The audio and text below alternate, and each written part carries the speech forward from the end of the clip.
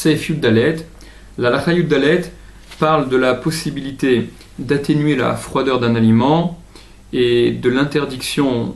d'atténuer cette froideur lorsque l'on risque d'arriver à une température au moins égale à Yad Soledet. La Gemara dans Shabbat, Dafmem Amoud Bet, rapporte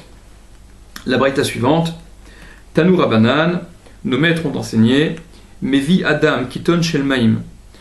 Il apporte l'homme, un homme peut prendre, Kiton Shel Maim, une cruche d'eau, ou Manicho Keneged Amedura, et la déposer face à un feu, face à un foyer de chaleur, Lo Bishvil Sheyechamu, non pas pour que cette eau réchauffe.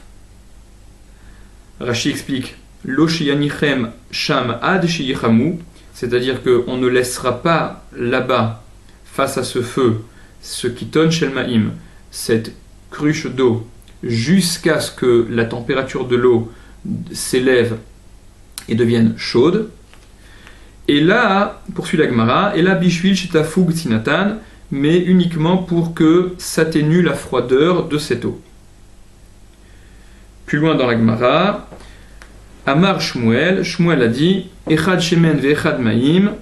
aussi bien l'huile que l'eau, Yad Soledet Bo Asur. La température de Yad Soledet, c'est interdit, c'est-à-dire que cette chaleur interdite, c'est lorsqu'on arrive à Yad Soledet. Rashi explique Soledet, c'est Nimshechet leachorea mide aga shelo tikave. Soledet, c'est le terme qui désigne le fait de retirer sa main en arrière, donc de retirer sa main mide aga, de l'inquiétude, de la peur shelo tikave, qu'elle ne soit brûlée. C'est une température suffisamment importante qui fait qu'on a le réflexe de retirer la main pour ne pas être brûlé. Donc Shmuel dit Echad shemen ve'echad ma'im, aussi bien l'eau que l'huile, Yad Soledet Bo, la température de Yad Soledet Bo, Assour, c'est interdit, c'est la chaleur qui devient interdite, température qui devient interdite. En Yad Soledet Bo, si on n'est pas à Yad Soledet Bo, Moutar, c'est permis. Et la Gemara demande Echidami Yad Soledet Bo, c'est quoi Yad Soledet Bo, c'est quoi la température? Kol shekereso shel tinok nirvet mimenu, répond la Gemara, tous température à partir de laquelle kereso shel tinok, le ventre d'un bébé, nirvet mimenu, serait brûlé par cette chaleur, c'est ça la température, le degré de Yad Soledet. Non pas qu'il faille essayer, mais que, comme l'explique le Mishnah Bura, c'est une température qui est moins, c'est une appréciation qui est plus juste, même si on n'a pas besoin de le faire pour le savoir, on peut estimer de façon plus juste qu'avec la main, parce que la main, c'est dépendant d'un individu à l'autre, et par conséquent, l'évaluation est moins précise. Le Ran relève qu'il semble, des paroles de Rashi qu'on a lues, que poser ce Kiton Shel Maim, cette cruche emplie d'eau, dans un endroit suffisamment proche du feu, que si on laissait un certain temps cette cruche d'eau, alors l'eau arriverait à une température de Yad Soledet. D'après Rashi, si on ne laisse pas longtemps au point que la température arrive donc à Yad Soledet, c'est permis. Par contre, puisque comme Rashi le disait, ce qu'on a cité, Rashi disait non pas qu'on puisse laisser ce Kiton là-bas jusqu'à ce qu'il chauffe, et donc la température problématique c'est Yad Soledet, sous-entendu, il faudrait retirer avant que la température atteinte soit égale à Yad Soledet. Donc d'après Rashi, on pourrait laisser poser à un endroit où potentiellement la température arriverait à Yad Soledet, mais le Ran rapporte que d'après Tosfot, le Rashba, c'est interdit de peur qu'on oublie et qu'on en arrive à transgresser le bichoul, la cuisson. Et entre parenthèses, ainsi est l'opinion du Yerushalmi. Donc là, l'Acha rapporte Mutar liten kiton shel maim. Il est permis de mettre un kiton shel maim, une cruche d'eau, une bouteille d'eau, au she'ar mashkim, ou d'une autre boisson, keneged ha'esh, face au feu, les hafig tzinatan, pour atténuer leur froideur, pour qu'elles tiédissent, ou bilvad, mais à la condition, she'itenem rachok me ha'esh, qu'on les dépose, qu'on les mette suffisamment loin du feu, Be'inyan, de sorte que chez Eno Yachol Litramem, il ne peut pas chauffer ce liquide qui est posé à proximité de ce feu,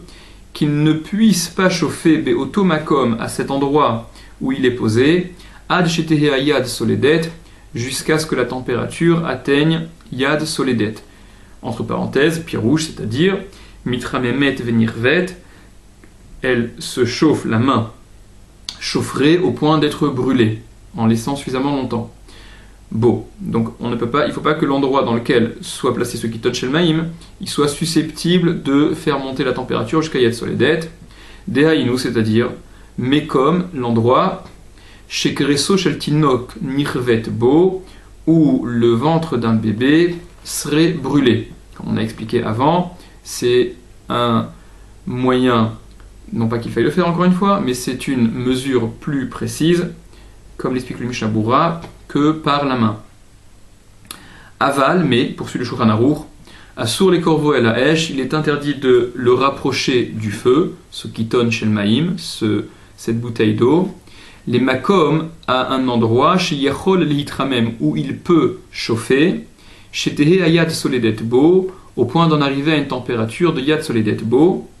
va filulaniach bo sha'aktana, et même le déposer ne serait-ce que quelques instants, un petit moment, chez Tafig Tzinato, uniquement pour que soit atténuée sa froideur, donc le retirer avant qu'il n'arrive à Yad Soledet, Assour, c'est interdit de toute manière, Kevan Shiachol Lehit Bashel Sham, puisqu'il peut cuire là-bas, puisque si on le laissait, potentiellement il y a cette possibilité de cuire si on le laisse suffisamment longtemps, et donc le Shulchan Aruch tranche comme selon l'opinion de Tosfot du Rashba, et non pas comme Rashi. Le Rama rajoute Vehu adin beperot, et il en est de même pour les fruits, au she'ar dvarim, ou les autres choses, les autres aliments, hanechalim kemot shehen chayin, qui peuvent être consommés tels quels étant crus, c'est-à-dire,